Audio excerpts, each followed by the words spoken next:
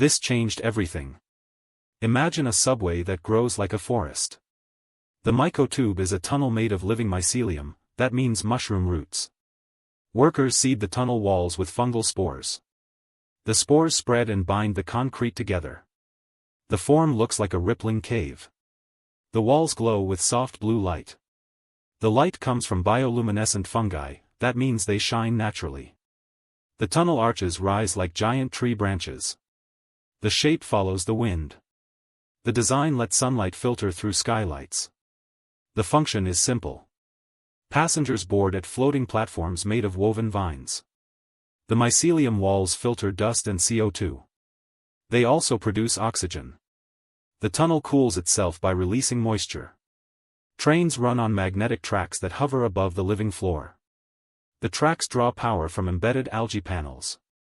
The algae turn sunlight into electricity.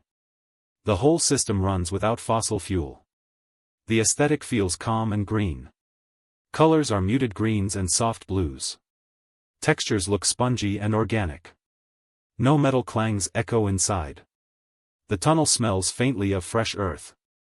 People feel safe and relaxed. The MycoTube connects the city's green districts. It shortens travel time between rooftop farms and solar farms. The tunnel can repair itself. When a crack forms, the mycelium spreads to fill the gap. The system also stores excess energy in fungal batteries, that means it saves power like a sponge. The community tends the tunnel like a garden. Volunteers prune overgrowth and plant new fungi. The MycoTube shows how technology can grow from plants. It proves that a city can be both high-tech and alive. This idea inspires architects to think of buildings as living things. It invites us to treat infrastructure as ecosystems rather than machines.